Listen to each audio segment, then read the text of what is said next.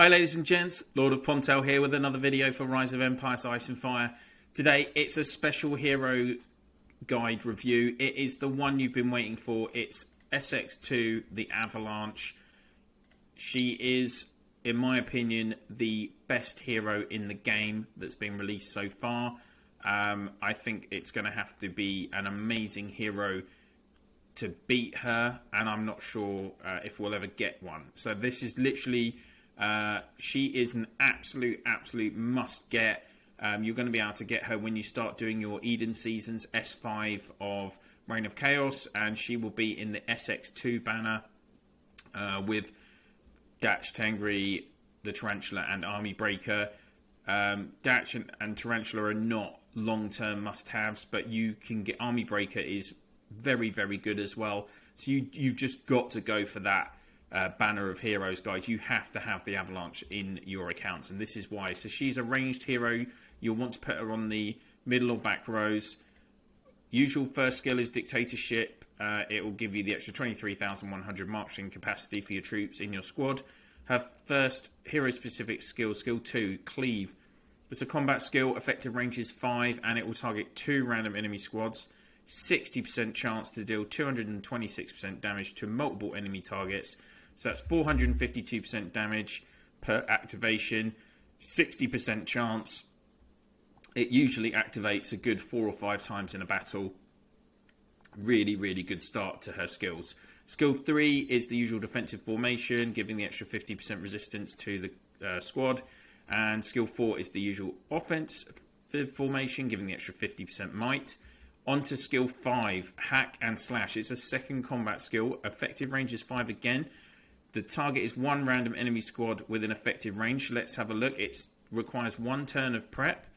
So it will activate the turn after it's initiated. 40% chance to deal 595% damage to 1 random enemy squad. That's a huge amount of damage. But there are more elements to this skill. There's then a 60% chance after it's activated to deal 310% damage to the enemy back row squad.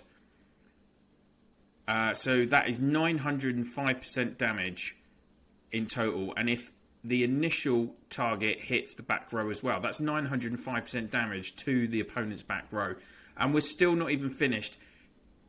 If this second part of it does activate and hit the back row, then it will make them suppressed and cannot take action for 1 turn. So Avalanche is one of the 7 or 8 heroes in the game that has this suppression element as well. Suppression is the best form of countering. It's a full-on counter because suppression means that they can't do a basic, the troops can't basic attack, and the hero can't launch any of their combat skills. So very good. Let's look at her skill 6, Awaken. Again, Avalanche has like a completely unique Awaken skill. First, she's got a very nice 20% increase on the might and resistance, an extra 10% damage to those considerable amounts she's already doing. And then this is the real key thing, an extra 300 increased demolition power for the squad. She's the only hero in the game that has this element in her arsenal, that she will increase the demolition power. And of course, you'll get the usual 250% extra increased leadership skills. What does this extra 300 increased demo power do for you? Well, if any of you have been watching my Eden videos, you'll see that I've covered this at length. But looking into my Indahar legions here, you have the demolition value in the top left-hand corner. So Legion 1 is a cavalry legion. It's got 460 demo. Legion 3 is 460 demo. And then Legion 2 is my footmen. They have a higher demo value anyway, and it's 736. To take an enemy tile on an Eden map, you need 500 demo power to be able to take it in 1 hit.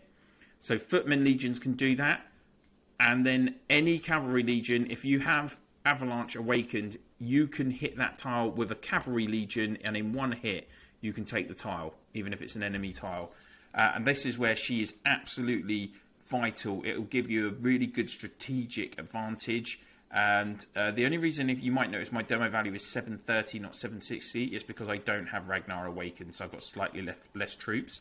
in this formation, which is why the demo value is 30 less compared to these. But she is absolutely fantastic. And if you're taking the other added bonus that I have covered in my Eden videos as well, is if you take Avalanche, and if I put her in my Footman Legion and I swapped her for Iron Hand, that would increase the demo value by 300 as well. So that Legion, a full Footman Legion, she doesn't have to have calves, just put her in there with Footmen, and that will give you 1,036 demo value. That is going to mean that you will be able to take more demolition value off a structure, whether it's a gate, a town, or a capital. That is the highest amount of demolition you can do, and if you just swap her around the 3-4 legions, you can get over 100,000 demo value when you're using a banner at the same time. That's from one castle, so you know, that is really worth thinking about. You could have, if you had 40 castles in your guild, they could do, and they all have Awakened Avalanche and plenty of footmen, then they can do 4 million demo damage just from 40 of you. So that is how absolutely key she is, guys. You must get Avalanche. We're not even finished either. So that's just her first 6 skills. Skill 7 is the usual Discipline Cavalry. She'll give you an extra 40% might on all the squads in your Legion. And then 8th skill, Berserker's Rage. It's a status skill. Effective range is 1 because it's activating on her squad. So let's have a look at what this does. In combat, self-squad gains the Clarity status. She's one of only 3, I think it's 3 heroes in the game.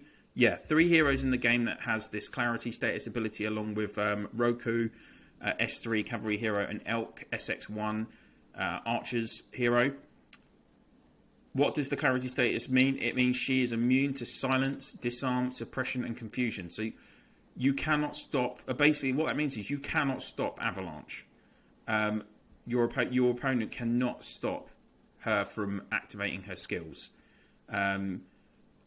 So it's absolutely like key skill. And she's the only hero in the game that has the combination where she has the Clarity status active as a status skill, and she has the ability to then suppress an opponent. So she can't be stopped, but she can potentially stop someone else. So these are just more and more benefits to her. Then on top of that, you gain an extra 60% might, and this is guaranteed. It's a status skill. It activates every battle before the battle starts, and she'll deal 30% additional damage. So you're like, take Hack and Slash. You're already getting 905% damage from the 2 elements if both parts of that skill activate. And actually, then if with this skill, you're adding an extra 30% on top, and her 6th skill does 10% extra damage. So it's just absolute huge. She's a huge pure killer who can't be stopped and has extra elements like the suppression and the extra demo value, and that is why she is the best hero in the game, in my opinion. Let's have a look at her in action. I was in Heroes Duel this week. I didn't make the final 8, unfortunately.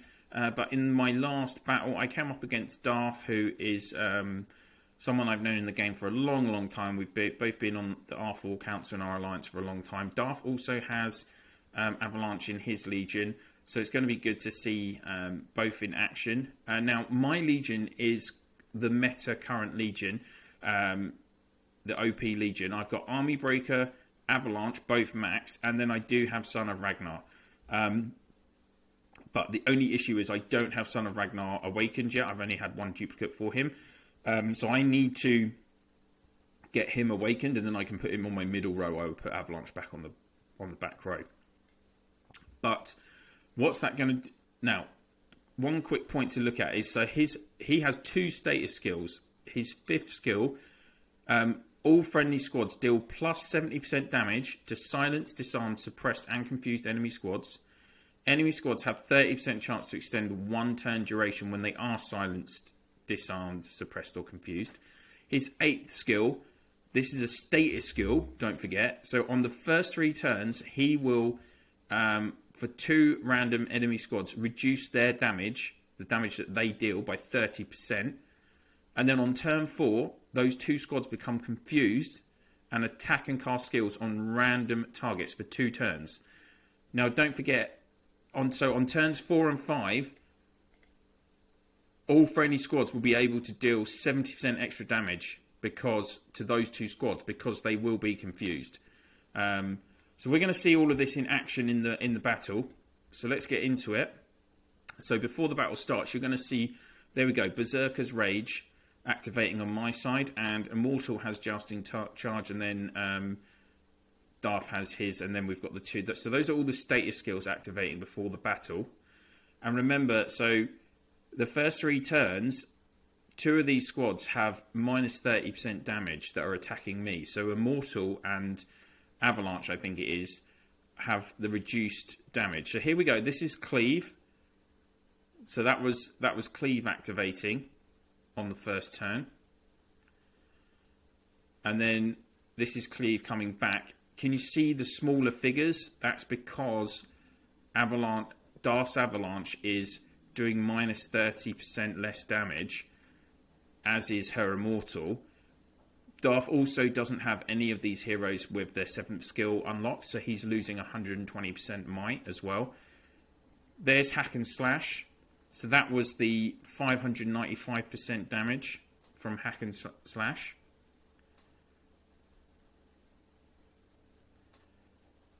And then again, Darth's Ava, so that's the Cleave, the 2 hits, the hit to the 2 enemy targets, and that is Darth's Hack and Slash. So on neither of those Hack and Slashes did the second part activate and hit the back rows. So, you know, that is the thing. You're with the Hack and Slash second element, you're not getting that a lot, to be honest. And now we're getting Cleave and Hack and Slash activating again. And that was some huge damage. That was a Hack and Slash, I think.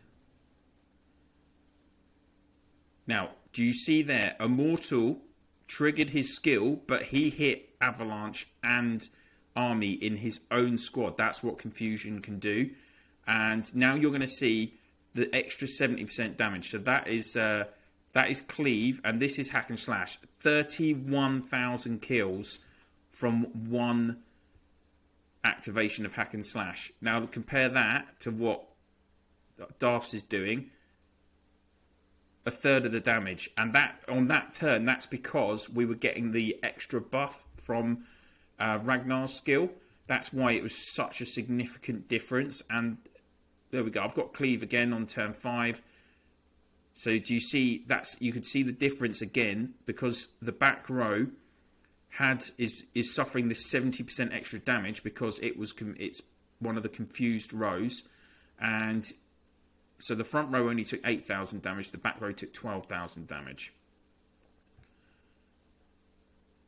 And now we're on to the last couple of turns in the battle, and I'm just going to speed this up a little bit. Now here we go, turn 7. Immortal activates his Armor Shred skill. Now this is a silencing skill, so in theory my Avalanche should be silenced. But no, she has clarity, so she activates her Cleave skill. It didn't have any impact on her.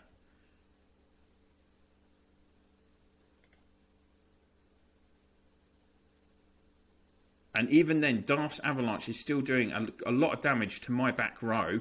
I'm going to lose my back row from, there we go, that hit. So this is, again, kind of an indicator why having, even with S heroes, it's really important to have them have 7 skills unlocked for them. And even then as well, you can see the difference between a set of heroes that have most of the 7th skills unlocked and a set of heroes that don't. You're missing out on a considerable percentage of might into your in the battle. So there was lots going on there, and you can see the combination of having a pure killer like Avalanche and what Ragnar does to the opponent in the middle of the battle.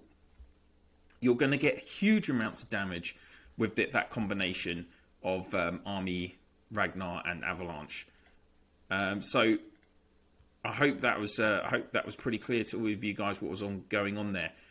I would say in terms of unlocking her skills, because of this extra demo power, I would say Avalanche is the only back row hero that you should open her 6th skill first.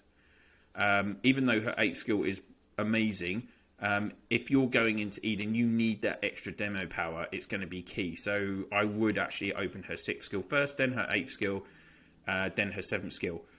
Not everyone will agree with that theory. Some will just say, well, no, you should go for 8th skill because it's a status skill and you're getting so much every battle. But for those of us in our alliance, we always unlock 6th skill first. Talking about who Avalanche will work with and her longevity in the game, I honestly believe she's the best hero in the game. I'm not sure. You're never going to get rid of her. No way. No way. And in terms of who she works with, I've got a load of combos. So she'll work with Windwalker on the front row, Immortal middle row, and then Avalanche on the back row. That's going to do a lot of damage, having Immortal and Avalanche in the same Legion. You can use Windwalker, Avalanche, Rosen, Lawman, Immortal, Avalanche, similar premise as the Windwalker combo. Windwalker, Army, Avalanche, Lawman, Avalanche, Rosen, Brave, Avalanche, and Ragnar. Because again, Brave is doing so much of the debuffs with that 8th skill. And then you've got Lawman, Army, Avalanche, and then which is a nice balanced combination, good for defense. And then you've got this Army, Ragnar, Avalanche combo that I've got, and potentially that's absolutely devastating. Even in the future, we're not going to have a cavalry hero in the next Eden season. It's going to be the season after. In that combination, and then even with this new hero, Avalanche is still in the meta formation, the OP formation for cavalry. So I can see for at least the next 9 months, she will definitely be in that top meta legion for cavalry. I'd be amazed if she's not for a long, long time in this game. So there we go, guys. That is the Avalanche, the kind of review I think probably a lot of people have been waiting for. I hope you've enjoyed it, and I've been clear about why she is just such an exceptional hero. I'm really lucky to have her maxed in my account. Trust me, I love the fact that I've got Avalanche. Just so many benefits to her, and I can't wait to max my Ragnar and have that meta legion for the next few months. I hope you have enjoyed the video, and if you have, please do click on the old like, and I'd be interested in any comments that you have about Avalanche in the comment section below. If you haven't already, please do click on that subscribe and ring the bell so you can get notifications of when I'm dropping videos on the channel. And I'd be really grateful if you'd share my channel in your alliance chats, province chats, and through Line, WhatsApp, Vibe, Discord, whatever you use to communicate with the players that you're playing with. That would be absolutely brilliant. Thank you so much for watching, guys. I'll see you soon.